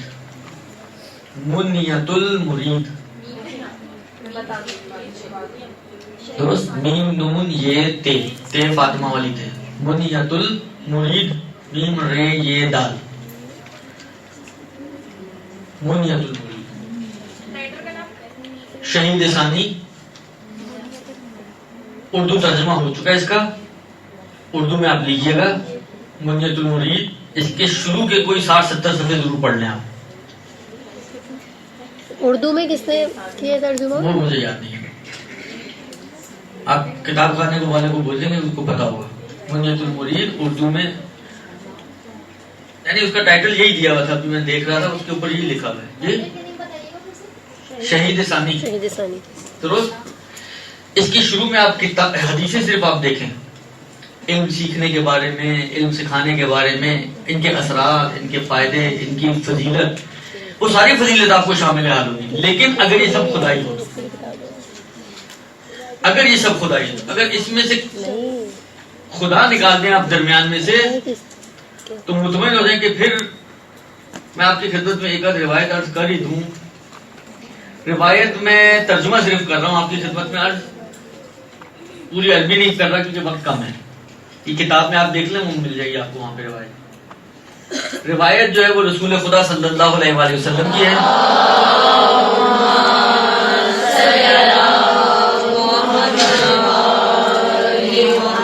پیغمبر فرماتے ہیں کہ 2 بھوکے ایسے ہیں جو کبھی سیراب نہیں ہوتے, طالب دنیا اور طالب علم. تو جس نے دنیا میں خدا کی حلال کردہ چیزوں پر اکتفا کی تو وہ محفوظ رہے گا, اور جو دنیا کو حرام طریقے سے حاصل کرے گا ہلاک ہوگا, مگر یہ کہ پشیمان ہو کر توبہ کرے. یہ طالب دنیا کے حوالے سے کہ جو دنیا طلب ہے, اگر حلال پر اکتفا کرے گا تو نجات پائے گا, اور حرام کی طرف جائے گا تو ہلاک ہو جائے گا, مگر یہ کہ توبہ کرے. اور جو طالب مال ہے, طالب علم ہے, اس کے بارے میں کیا کہتے ہیں؟ جو علم کو اس کے اہل سے حاصل کرے گا نجات پائے گا, اور جو علم سے دنیا کو طلب کرے گا تو وہی اس کا نصیب ہوگا. یعنی جو علم دنیا کی خاطر حاصل کرے گا تو دنیا ہی اس کو ملے گی, آخرت میں کچھ نہیں ملنے والا اس کو. یعنی کل کو وہ خدا سے اس طلب علم کے لیے کچھ تقاضا نہیں کر سکتا کہ پروردگارہ میں نے علم حاصل کیا تھا تو اس کا کیا ہوا. نہیں, اس نے تو دنیا کے لیے کیا تھا, دنیا اس کو مل جائے گی. مال کے لیے کیا تھا, خدا مال دے دے گا. نام کے لیے کیا تھا, خدا نام دے دے گا. جو مقصود تھا اس کا اس تحصیل علم کے لیے, وہی اس کو مل جائے گا. دنیا تھی, نام, مال, جاہ, جو چاہیے تھا اس کو وہ مل جائے گا. پھر آخرت میں اس کو کچھ ملنے والا جو دنیا کی خاطر یہ کام کرتا ہے. یہ ایک حدیث.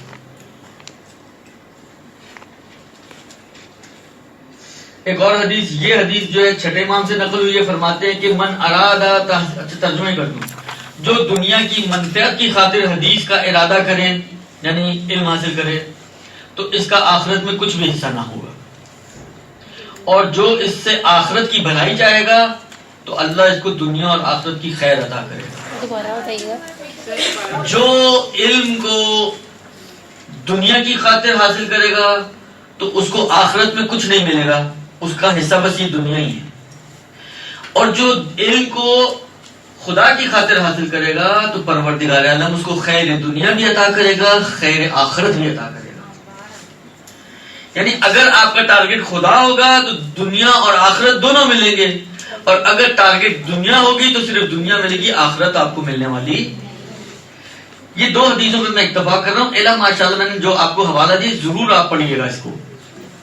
اگر آپ واقعی سیریس ہیں اس بات میں کہ آپ واقعی ذاکرہ بننا چاہتی ہیں, اچھی خطیب بننا چاہتی ہیں, مدعا اچھی صرف دنیاوی اعتبار سے نہ ہو, اچھی ایسی ہو کہ خیر دنیا اور خیر آخرت آپ کے حوالے ہو جائیں, تو آپ اس حصے کو ضرور پڑھیے گا. Highly highly highly recommended.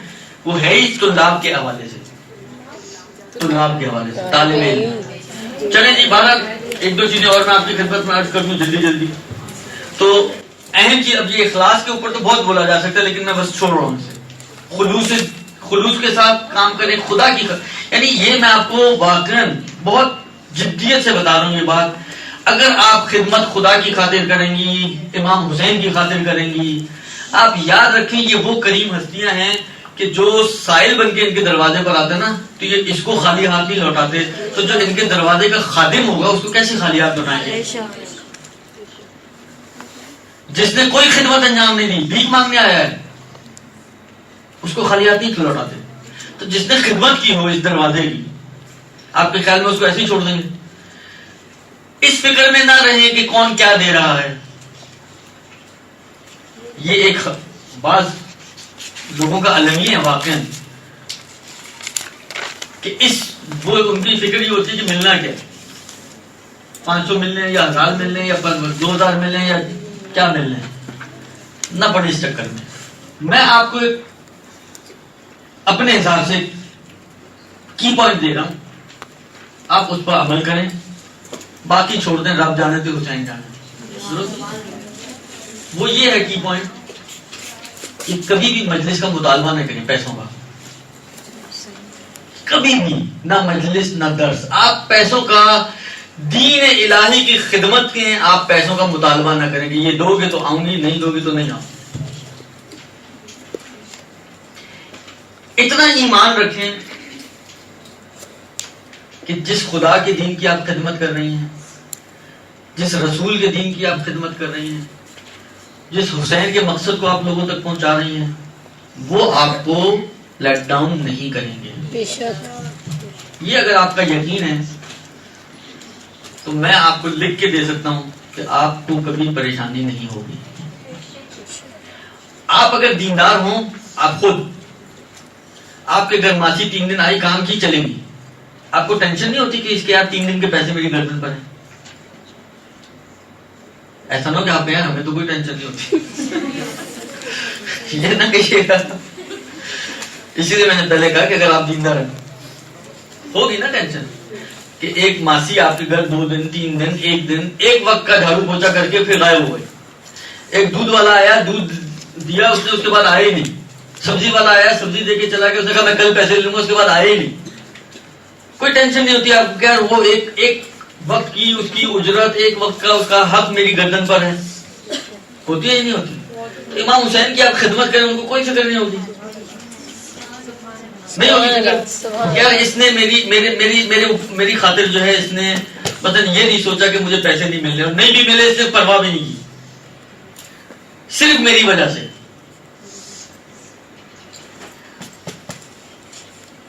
ایک کتاب ہے پندھہ تاریخ, دیکھی ہوگی آپ نے, اردو میں بھی ترجمہ ہے.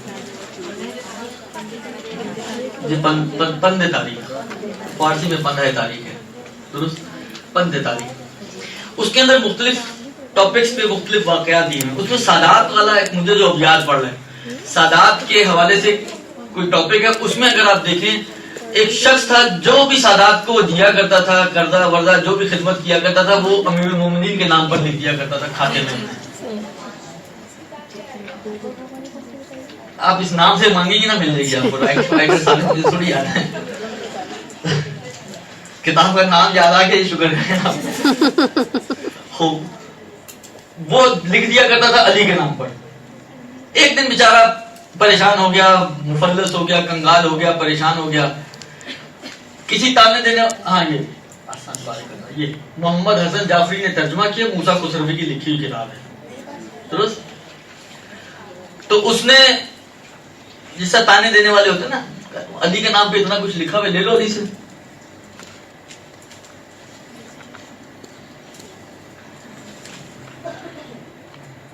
اگلے دن ایک شخص اس کے پاس آیا. میں بہت شارٹلی اور خلاصہ عرض کر رہا ہوں, بہت پہلے پڑھا تھا, دقیق مجھے ایگزیکٹ جملے بھی یاد ہیں, لیکن جو میرے ذہن میں مفہوم ہے وہ آپ کو ڈیلیور کر رہا ہوں.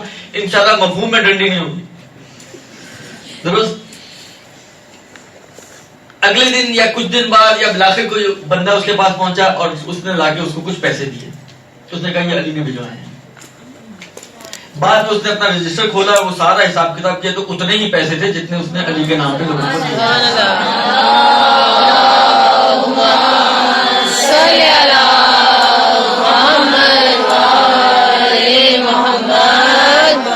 اب آپ کو جتنی محبت ہو حسین سے, جتنی محبت ہو فاطمہ زہرا سے، جس سے بھی آپ کو محبت ہو آپ ان کے ساتھ کھاتا کھول لیں.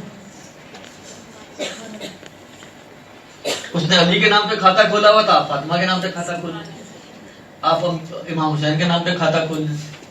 جس کا دل چاہے، جس سے آپ کو زیادہ انسیت ہے، آپ اس کے نام پہ کھاتا کھول لیں اور اپنی تمام مجلسیں اور تمام دینی خدمات کو ڈال دے اس کھاتے میں.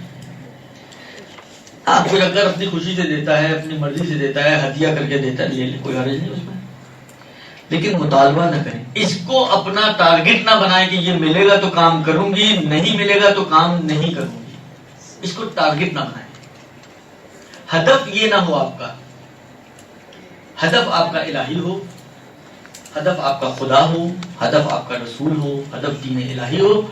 باقی کسی نے دے دیا تو ٹھیک ہے، جس نے نہیں دیا اس کو لکھ دیں آپ کھاتے میں. پھر آپ دیکھیے گا کہ آپ یہ کھاتا پورا کرتے ہیں وہ یا نہیں کرتے، پھر آپ مجھے بتائیے. درست. اگلی چیز جو ہے، جو اہم ہے، وہ یہ کہ اپنی صلاحیت دیکھیں آپ کی کس فیلڈ میں ہے، صلاحیت کے حساب سے کام کریں. کسی کا مزاج ہوتا ہے مناظرے والا، اس کو آپ فکر دے دیں تو وہ بیڑا گرک کر دے گا. کسی کا مزاج ہے فقی، اس کو آپ مناظرہ پکڑا دیں تو اس کا بیڑا گرک کر دے گا. یہ ہماری تاریخ میں یہ واقعات موجود ہیں. چھٹے امام علیہ الصلوۃ والسلام کے زمانے میں امام کے کچھ صحابی تھے،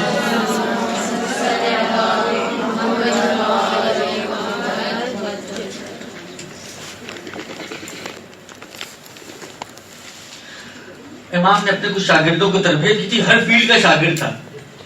جب مناظرے کی بات آتی تھی نا، ایک امام کا شاگرد تھا ابو خالد کابلی اور ایک شاگرد تھا مومن طاق.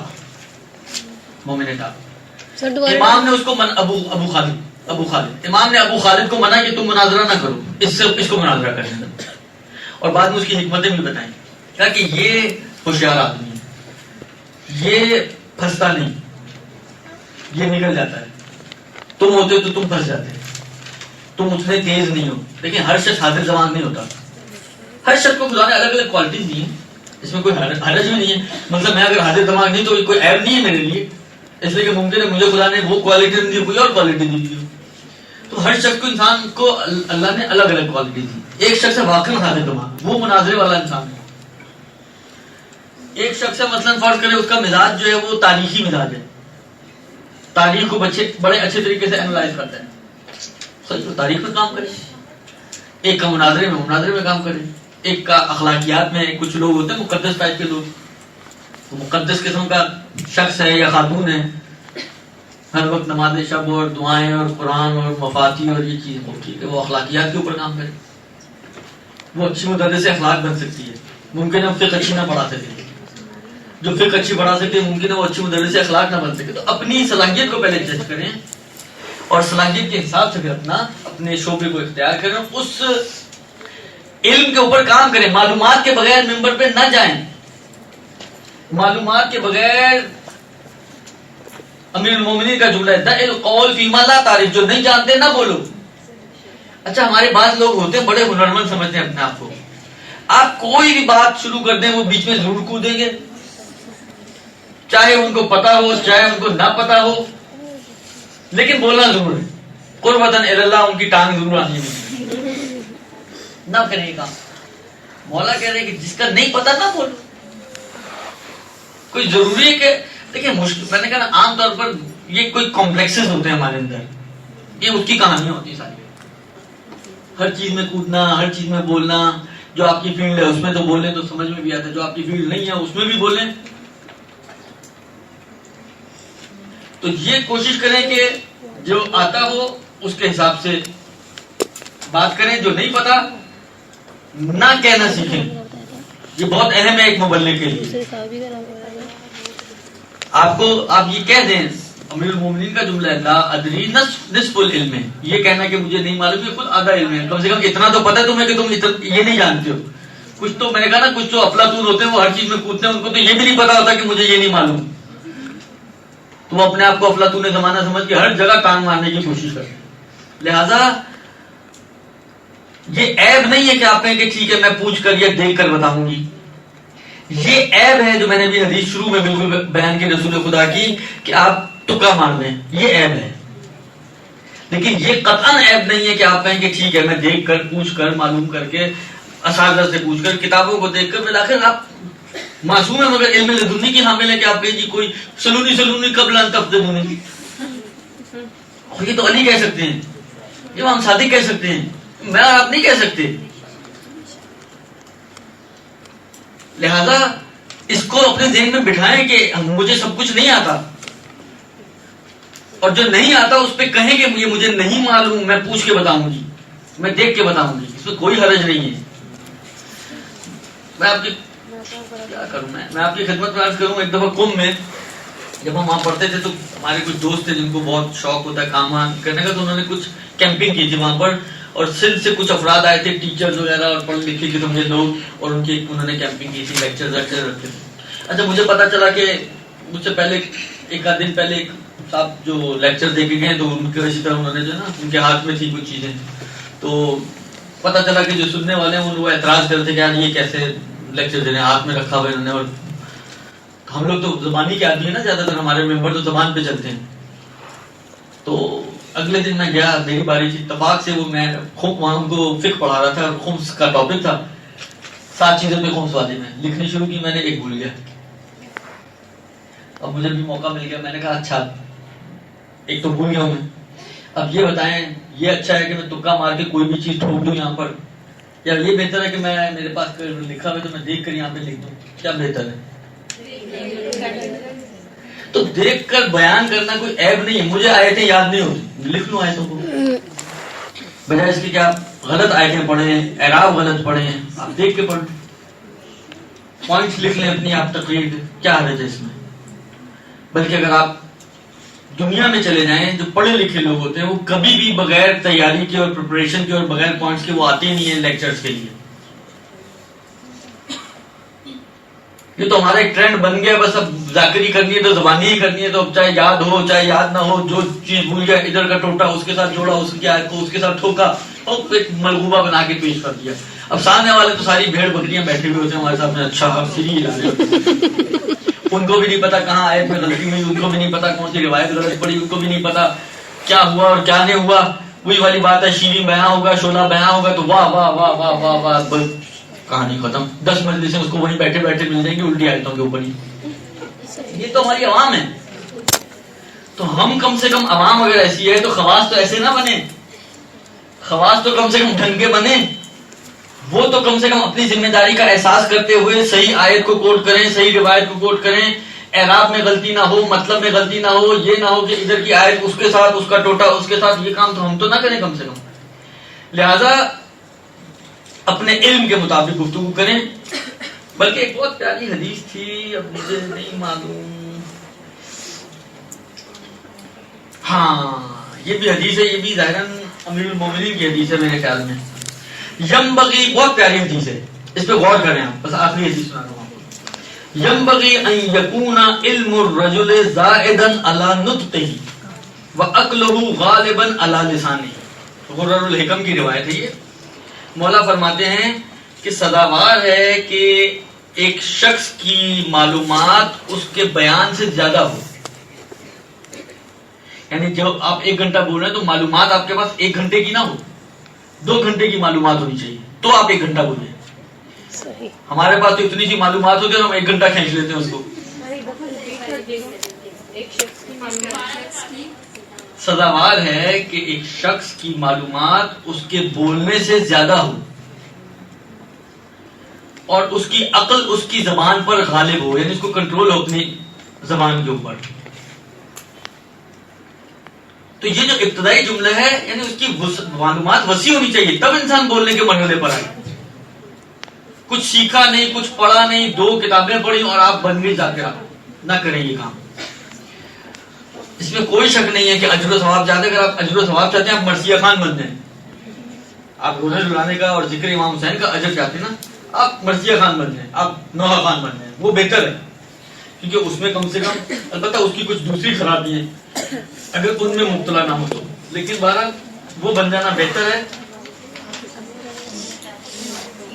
اناڑی خطیب بننے سے. کمیٹی اگر بات کی سارے ریلیونٹ سوالات ہیں. اس کا انشاءاللہ جب فٹ کے لیے اگر میں آیا تو اس وقت آپ کو جواب دوں گا. اپنی کردار سازی کس طرح کریں؟ کردار سازی کا سب سے آسان طریقہ یہ ہے. کسی نے آغا بہجت سے مجھے کسی نے نقل کیا تھا، طلبی کے زمانے کی بات کروں، پرانی بات ہے کہ آغا بہجت سے پوچھا، ایک طالب علم تھا، آغا بہجت سے پوچھا آغا میں اپنا مثلا کیسے کردار سازی کروں؟ تو انہوں نے ایک کتاب کا نام دیا تھا معراج السعادہ. مولا عراقی کی کتاب ہے معراج السعادہ، اردو میں بھی ترجمہ ہوا ہے. اس کو پڑھو اور اس پر عمل کرو. ایک ایک صفحہ پڑھو اور ایک ایک صفحے پر عمل کرو. عمل ضروری ہے، جو سیکھیں اس پر عمل کریں. یہ ہے کردار سازی. آپ سیکھتی ہیں جھوٹ حرام ہے، جھوٹ نہیں بولنا چاہیے، جھوٹ کے یہ نقصانات ہیں، تو چھوڑ دیں جھوٹ بولنا. آپ سیکھتی ہیں کہ بدحجابی گناہ ہے، یہ ہے وہ ہے، اس کے نقصانات، چھوڑ دیں بدحجابی. جو کچھ بھی خلاصہ آپ سیکھیں اس پر عمل کریں، آٹومیٹکلی آپ کا کردار جو ہے آپ کے عمل کے مطابق ہو جائے گا. اسی کو کہتے ہیں کردار سازی. معراج السعادہ ملا احمد عراقی. خوب جی. اس کے علاوہ آغا دستغیب شیرازی کی اچھی کتابیں ہوتی ہیں، ساری اخلاقی کتابیں ہیں، اچھی کتابیں. گناہ کبیرہ پڑھیں اور قلب سلیم پڑھیں. مومن ایمان یا مومن کر کے ان کی کتاب ہے، توبہ ہے ایک ان کی، استعاذہ ایک ان کی کتاب ہے. یہ بڑی پیاری کتابیں ہیں. یہ سب آپ ضرور پڑھیں. اخلاقی بھی ہیں، کردار سازی کے حساب سے بھی اچھی ہیں. ذاکرین کنوینس لے سکتے. میں نے کہا نا کہ دیکھیں آپ کسی چیز کا مطالبہ نہ کریں. آپ صحیح ہے چلیں اس حد تک آپ کر سکتے ہیں. بلاخر سامنے والوں کو بھی تو کچھ سکھانا ہے نا.